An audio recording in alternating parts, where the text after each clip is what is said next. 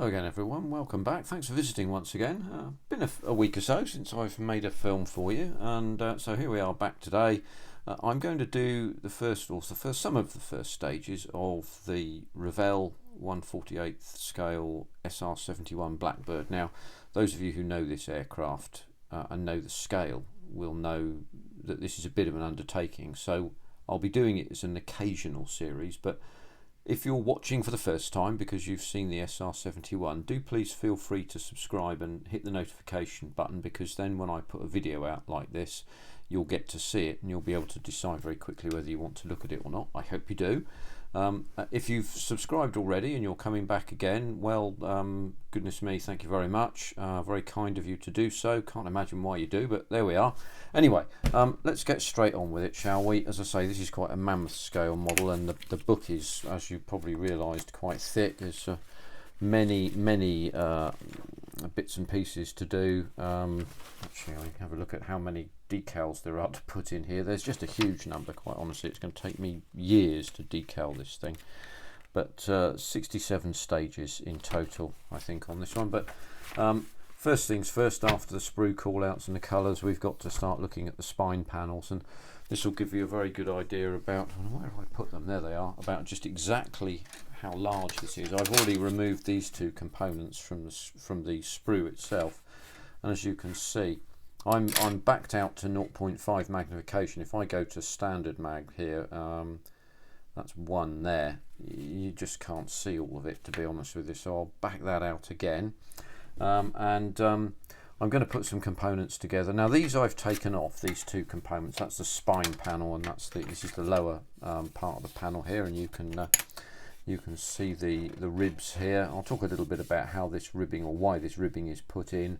And this is the titanium outer surface, the front part here. This is the bottom side of the chines. We'll talk a little bit about this during the course of the project. But what you will see is that it's exquisitely detailed. It's very nice. I mean, this sawtooth pattern here that you can just about make out, as you can see that there. It's not overdone, it's not underdone. I think that's rather lovely. That's been made very nicely. I think this hopefully should build into an exceptional model kit, and I'm hopeful that will be the case, so I'm going to go at it carefully. So anyway, I've got to collect some components off the sprues for a minute, and we've got mostly C components. There's a clear part which I'm not going to put in today, but I will put in another time before I seal all this lot up, which will be a little time yet, because we've to do the front undercarriage whatnots as well, if I've got some time to do that. But we'll put these ribs in and put this spine panel in. I mean, that just sits very easily like that. And we shall use extra thin quick setting to do this, because I seem to somehow have contrived to have 3 bottles of that. I'm not quite certain why, so it'll all be extra thin quick setting for the near future. But let's pick some products off the sprues to start with. So I want C39, C40 and C41, which are there and there. So let's just pick them away. I don't tend to do tutorials, but I've invested here in just so that you know, in a good quality pair of nippers. And I've always been of the opinion that if you invest in good quality tools, you get a better result for longer. Some people say these things don't last very long, and I don't know about that. I've had these for around 3 years, and they don't seem to me to show any sign of wearing out, to be honest with you. And they're quite good. These are specifically designed for plastic and not for metal. The clearance angles on the metal nippers are different, and the metal nippers they're hardened. These, I think, are not. In fact, I'm almost certain that they're not. If you attempted to cut metal with these, you'd cut 2 nice little circular holes in the blades, and then you would have wasted your 35 quid or 36 quid or whatever they are. So it's worth spending the money. The other ones I have used are these things here, which are they're okay, nothing wrong with them, you know, but I think the blades wear out quite quickly. So what I do is I use these for cutting very thick sprues, and this for just nipping stuff off the whatnot. So there we are. So I'm going to use my glass files again, and as you remember, these are very easy to use. You just file until the noise goes away, and we'll show that again. See if I can hold this near the microphone. It's going to be off camera a minute, but no, in fact I won't do it off camera because it sounds stupid to do that. So we'll file away. You can probably hear that.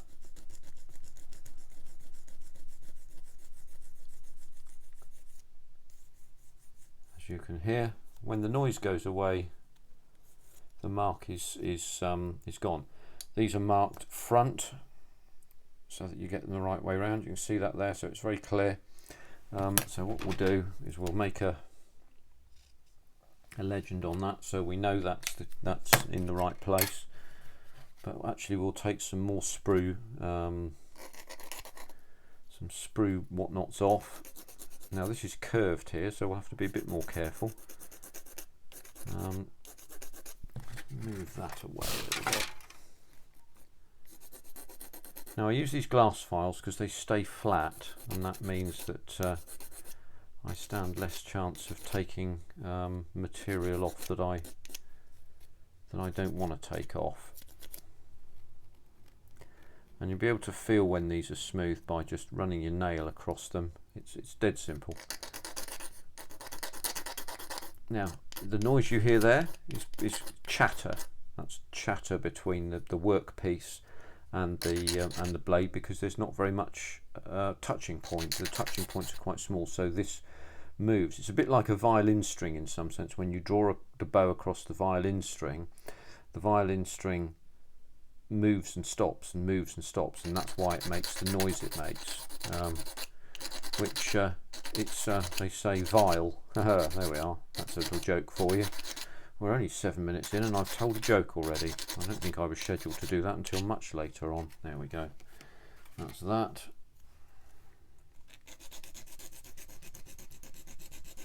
Take these off as well.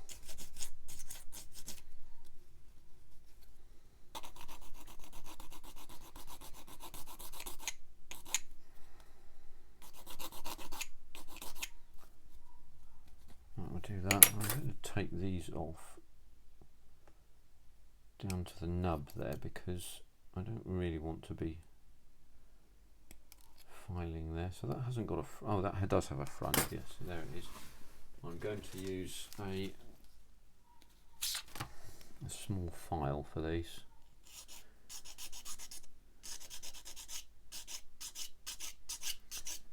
Small half round file.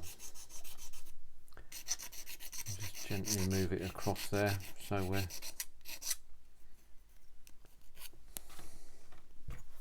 we'll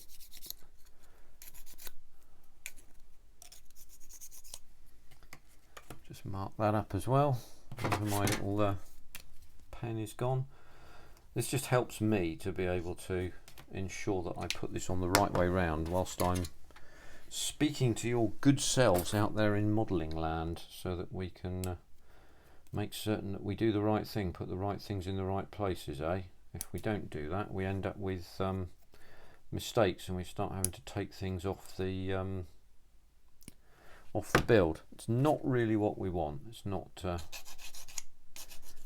wouldn't be my favourite thing to do, let's put it like that.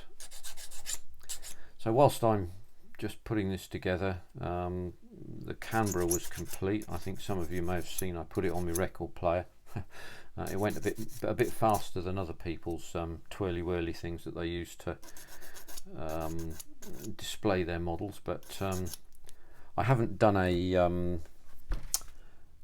what do you call it, a final video, but what I have done is I have submitted it to the Ice Queen's splendid Saturday evening show, and so you can go to visit the Ice Queen, Ice Queen 7 I think it is. If I remember, I'll put it into the the comments here, into the title page of this video, so that you know where to go. It's, I think, every Saturday night, and I think once a month they do finished builds, so I'm going to put it in there. I think that's probably the best thing to do there. I'll just test fit these. I think they go in okay like that. So yes, I'm go and visit, and she'll be she'll present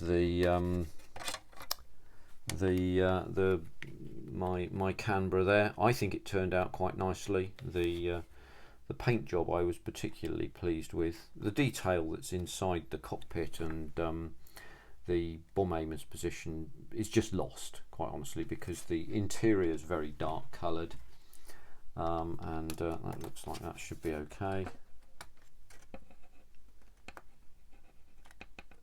Yeah, I think you have to be careful with these.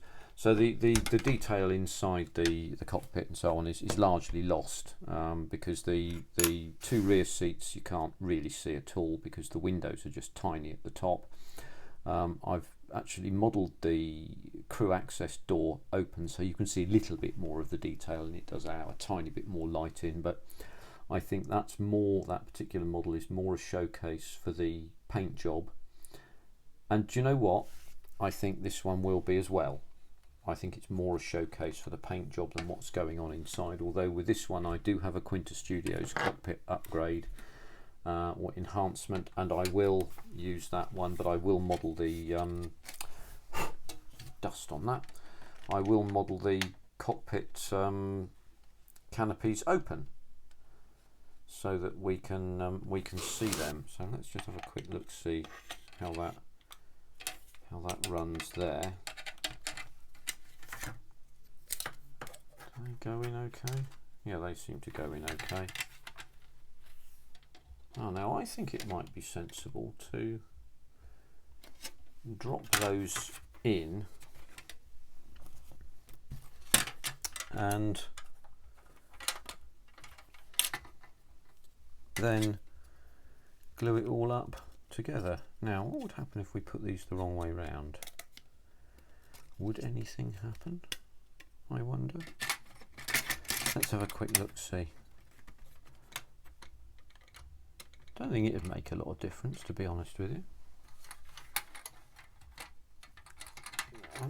Yes, this is going to be a bit of an issue. I'm going to put them the right way around. I'm not going to do any experiments with a kit that was a present to me, and I don't want to ruin it, quite honestly. But as I say, with this model, as I'm dancing about all over the bloody place here, to be honest with you. But with this model, I think again the challenge will be with the outer sections, you know, with the finished paint. So yeah, I think the good idea here is to get all this up together in that way to make sure all the components are fitted in properly, and then to glue it up after that. So let's do first things first. We'll get C66 off, which is that the C sprue? No, that's the E sprue. That's no use to anybody at this moment in time, is it? So this is a big old sprue, this one. C66 is just there. It's that one there. It's quite a small component. So what we'll do is we'll just pinch that off. Just there. There we go. Drop that down there. I'll leave that to one side. As you can see, these sprues are quite thick. We'll just nip that section off there and give that a quick clean up. To be honest with you, the cleanup of this didn't take all that long, if I'm absolutely truthful. So we've got to remember to get this the right way round. So what we'll do is we'll take that off and lay it aside there. The open side goes downwards like that, and that fits in just nicely, thank you. So what we'll do is we'll glue that straight in.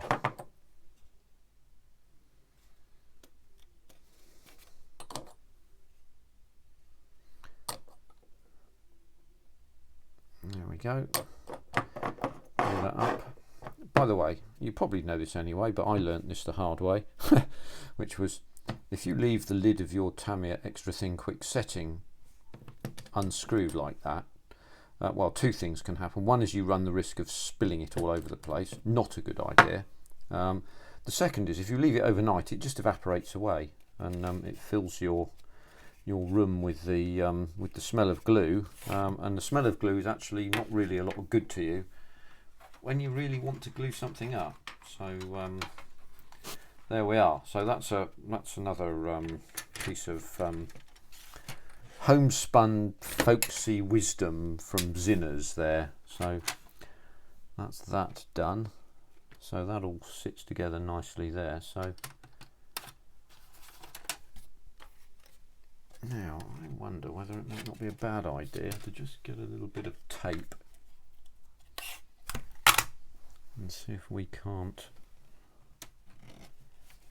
just introduce a little bit of pressure onto this. So we'll do that, I think.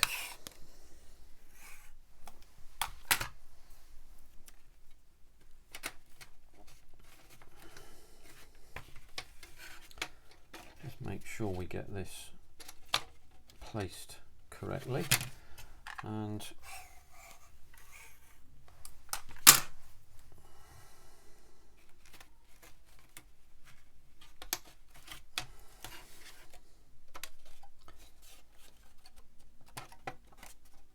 so what we'll then do, we'll go in with the glue on this rib, this rib then, and we can go down the centre after that. I think that'd be the way to do it.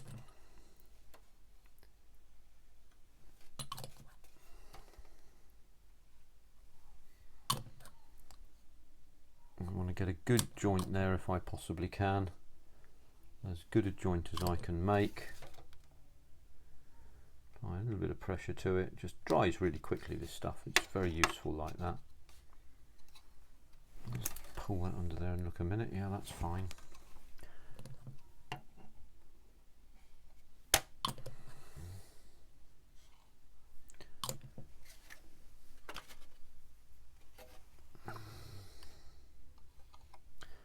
And just glue that in there. Don't think I've forgotten anything. Oh, we only need to open holes when the display stands are used. I don't use display stands, so there we go. Not necessary. All the fronts are facing front, which is what we want.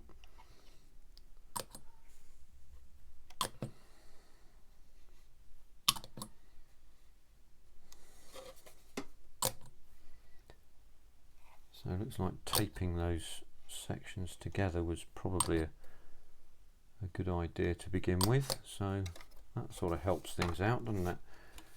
Gets things up together there. So now we can just bond up these.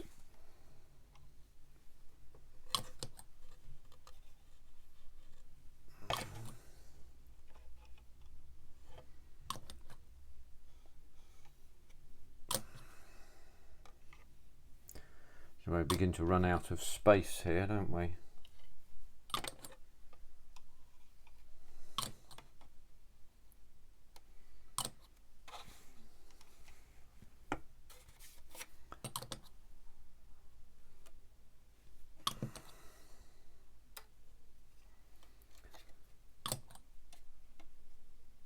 Yeah, everything looks good here so far, I would say. Just going to put a bead of glue into that section there. Just draw that down a little bit just for a second. There we go.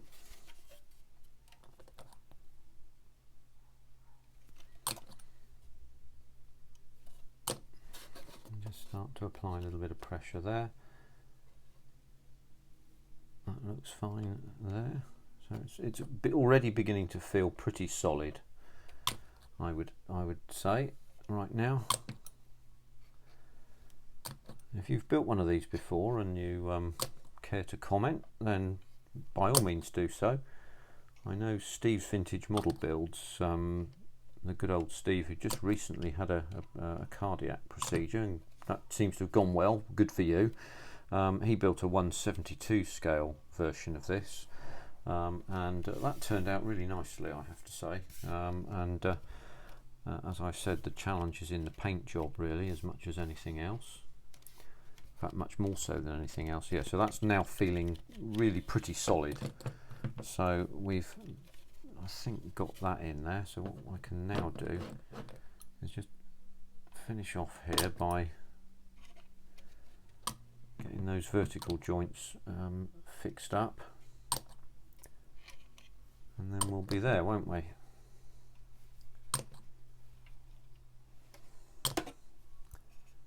Just drop that in there.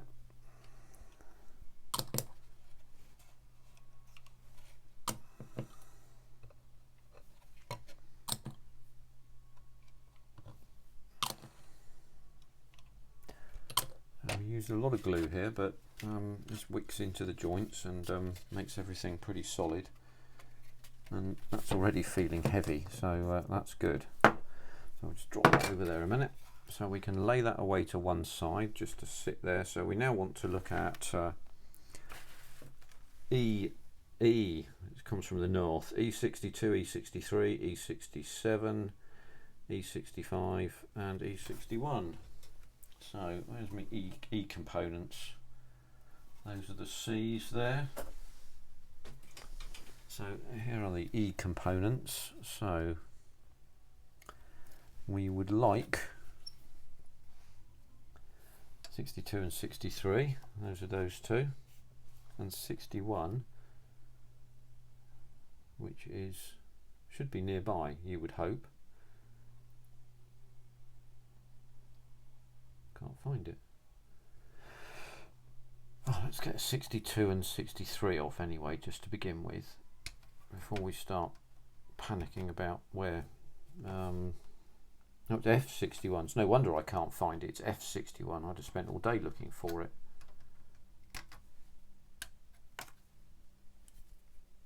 I wonder why they made that an F component. Means I've got to go hunting around in the box, which I hadn't really wanted to do, to be honest with you.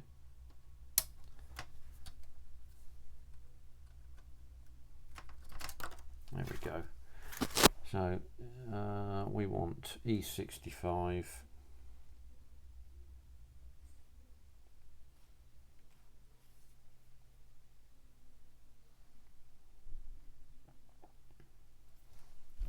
Yeah, it is E65. And E67. I found E67. There we go. That's that bit there.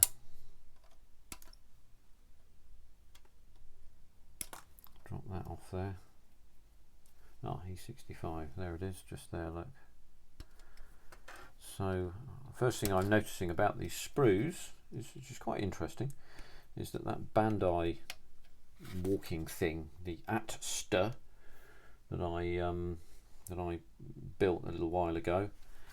So 1, 2, 3, 4 components, and this fifth one is F61. Right, let's just move that away a minute. I need to find sprue F. What does F sprue look like?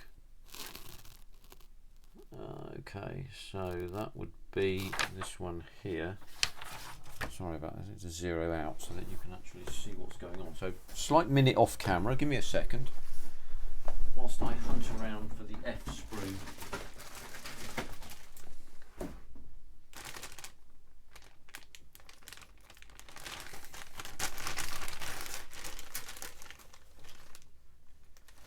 I believe I found it. Oh. There it is, so that's the component I want, which was F61, and there it is. There are a lot of sprue connection points on these components, and the sprue connection points obviously I suspect ensure that the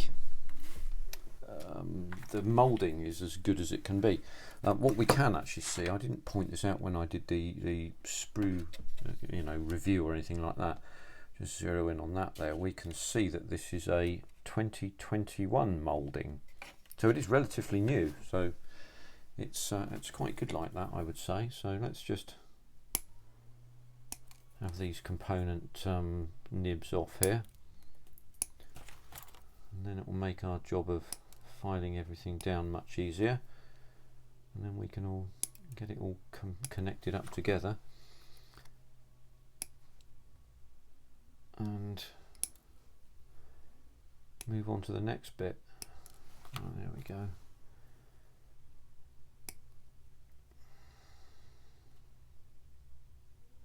I need to do that one.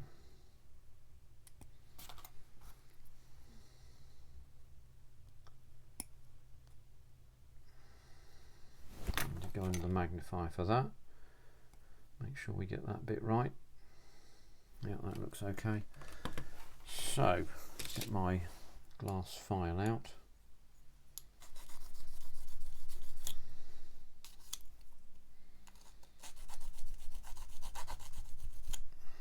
That's that done.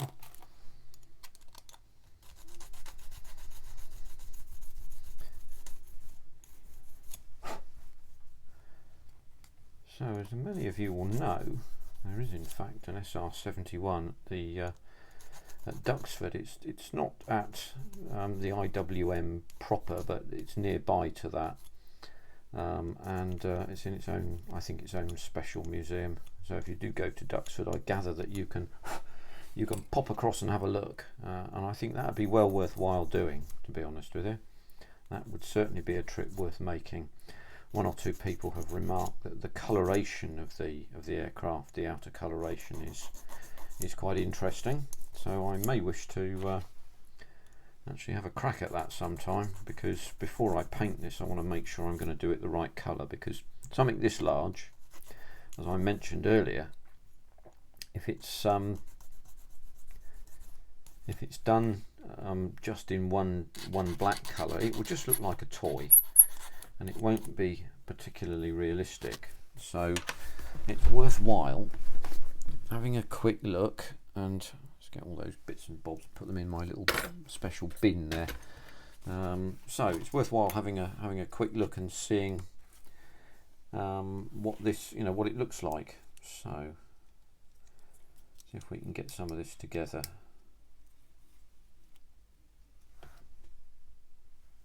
So that step sits up like that by the look of it.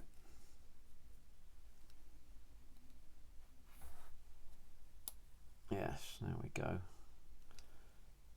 So yeah, that's good. That looks all right. So I think what we might do there, yeah. So what I'll do is I'll bond that in, and then I'll bond this L-shaped section, or this step-shaped section in, and then put those two sections onto the floor there.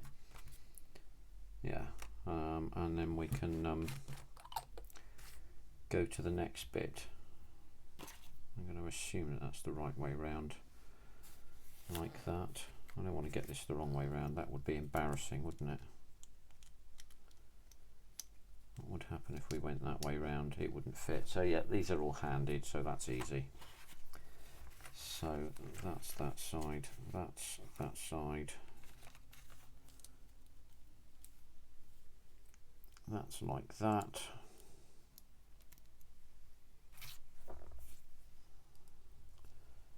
So I'll just carefully put these.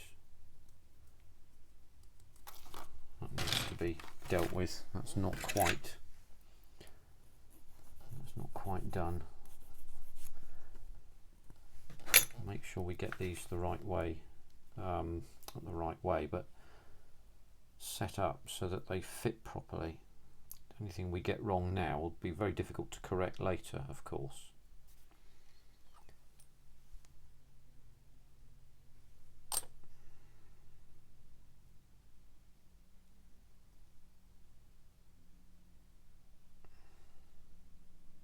go.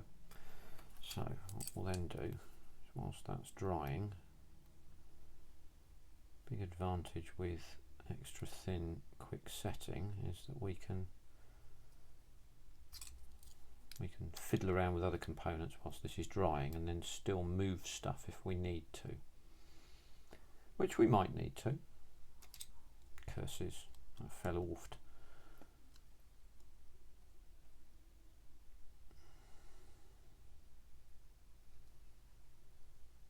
I'm trying to find a way to hold this so that I can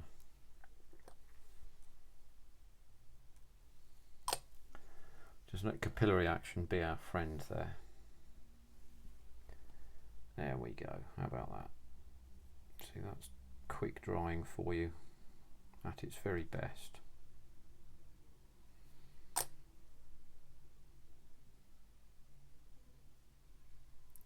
Just gently push that up there.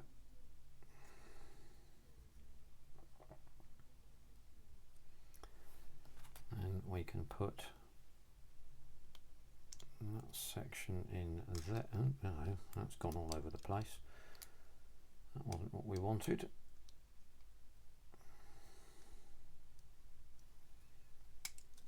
That's not gone together very well.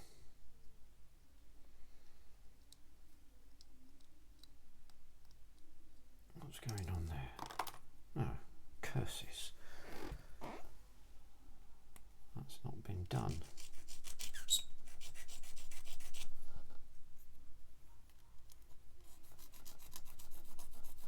No wonder it wouldn't fit together properly. That's what happens when I'm doing several things at once. Right. No. Nearly lost that. Ugh. Put that there for now. There, that's better. I'll pull that under for a minute.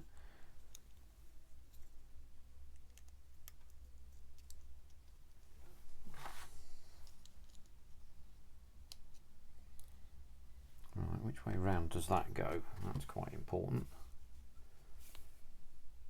It doesn't go that way round, that's for certain. So it does go that way round. We need to get that bit right, don't we? So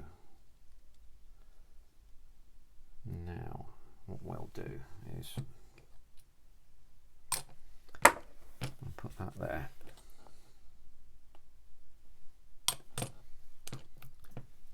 Put that lid on. So I'm going fast here. I'm going faster than I'm normally comfortable with doing, to be honest with you. And I shouldn't. I should just go at a speed that's suitable with not making a bugger up.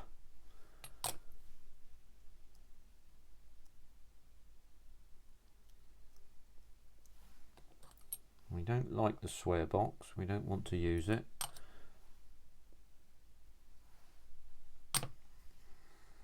So we should be more careful. Now I'm not going to glue that in yet.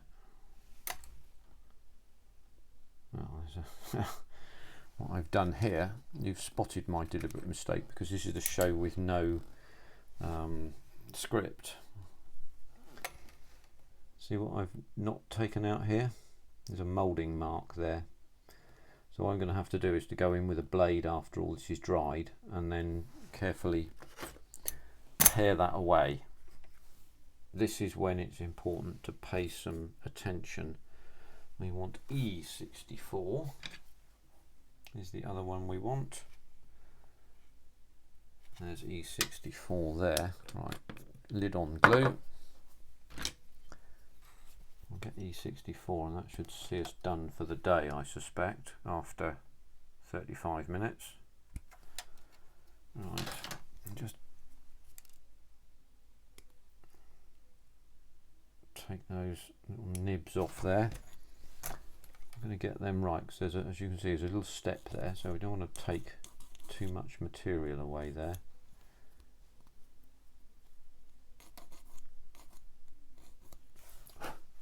Right, quick test fit.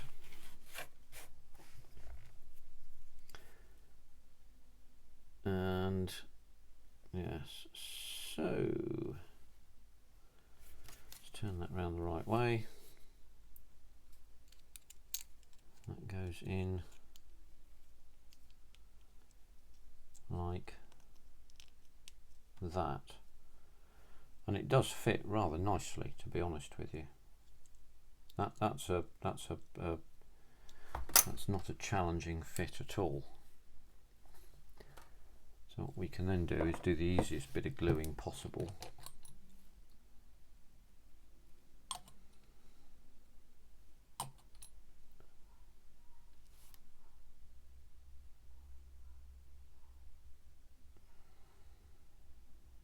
I glued on the wrong side there. You're all out there saying, you idiot sinners, what the hell do you think you're doing? There we are, look. See, there's always an advantage to saying till the end, isn't there? Because you get to see all that sort of stuff.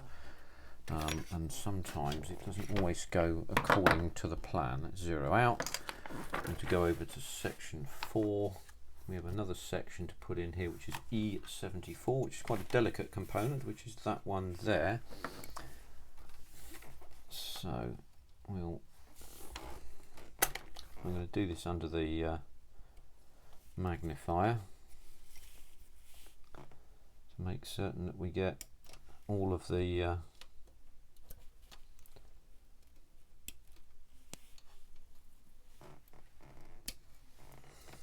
components off properly, and then we'll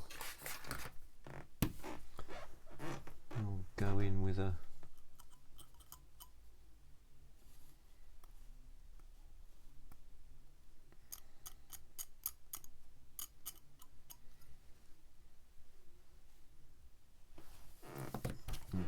blade, I think.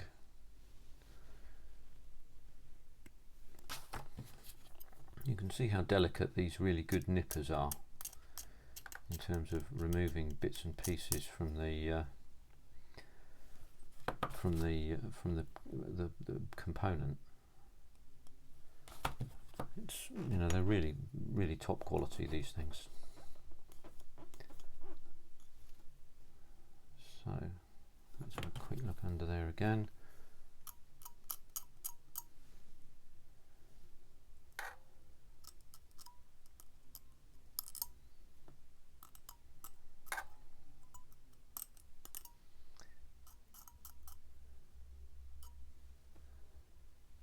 Right, another final thing with a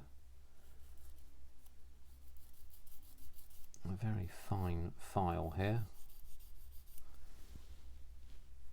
Just do these little tabs here just to make sure they're right, there we go, and so back we go. Lift that light away again, so that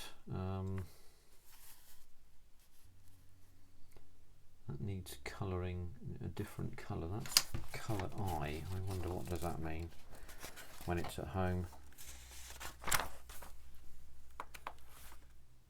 Iron metallic, my word, that's snakes alive, exciting stuff, eh? What does it say you should colour this? H. Aluminium metallic. Okay, it's not too bad. I can touch that in with a paintbrush, I think. Right, put that round there.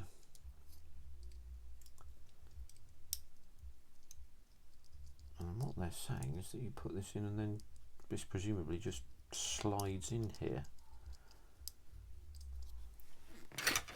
And a pair of tweezers. I wonder what this was like on the 172 scale kit. Can't see that was very easy to do, quite honestly. When this is all buttoned up like it is. It's saying, yeah, it said put it all together, and then it said put this in. The Zinners didn't look forward here. Right, that's going to be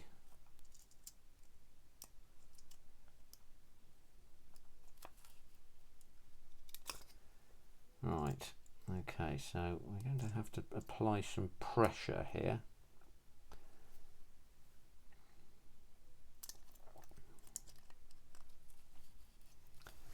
I might as well show you what's going on. There we go. Come and have a look with me. Can we move that? Yes, we can. There we go.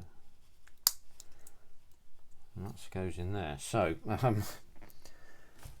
this is not clever, to be truthful with you. I think that could do with being done a little bit differently, if I'm absolutely honest.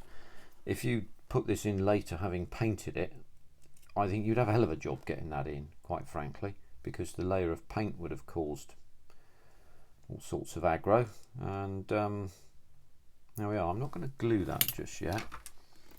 And then the final bit is step 5, which is dropping that section in there. I'm just going to do this underneath here. There we go.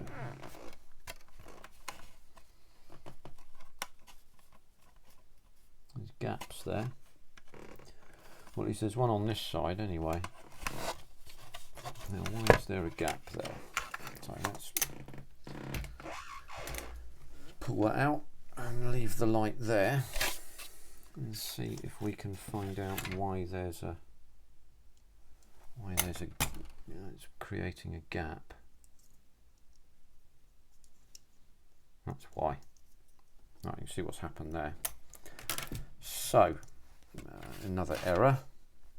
Get these tools away. You can probably see this yourself, but so let's have a quick look here. What you can see is this has not mated up properly into that step corner there. So what are we going to do about that? Well, what I'm going to do here is not to have a jolly good swear. We're going to drop a little bit of extra thin quick setting in there and see if we can encourage that to just to pop down a little bit.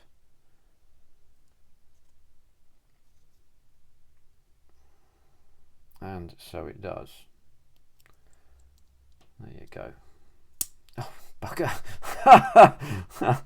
That wasn't what we wanted at all, was it?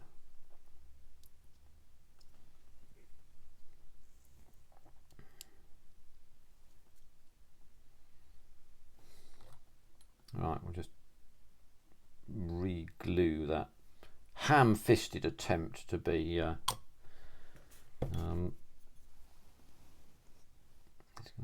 no, I don't want to press down on that, you numpty.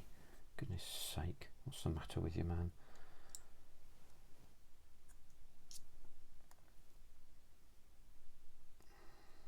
There, right, now let's put that over there and see if we can drop this in here again and see what that looks like.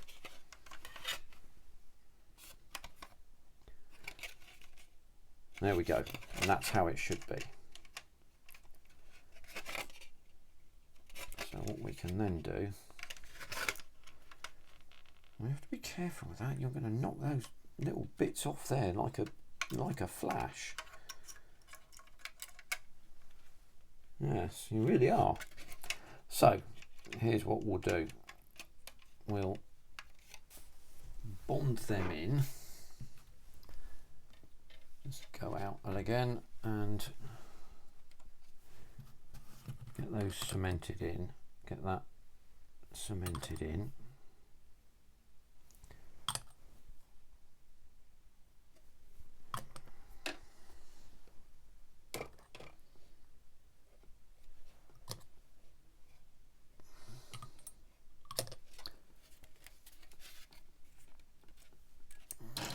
And then what we'll do after that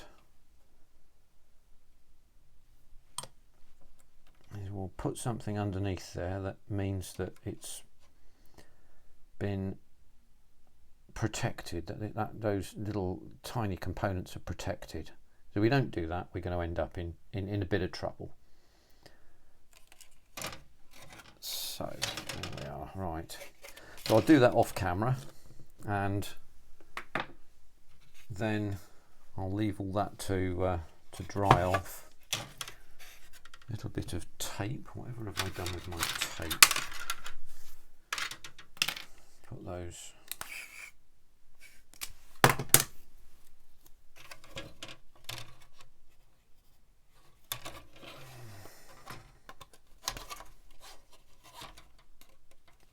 Put in that. Just leave them, and then what I'll do is I'll put something over the top of that so that I don't knock those, because those are little spindly parts there and you'll knock them off in a second. Those will be the undercarriage door retraction jacks, I suspect, no, don't want to knock them off at all. So there we go. So we've gone to step 5, and that's taken us about nearly 46 minutes. That's pretty solid now, but we'll leave it to dry whilst I disappear off to my game of practice cricket, eh? Look, thank you very much indeed for coming along today. Nice to see you all. Thank you for your time and your pleasant comments, or other types of comments as you choose.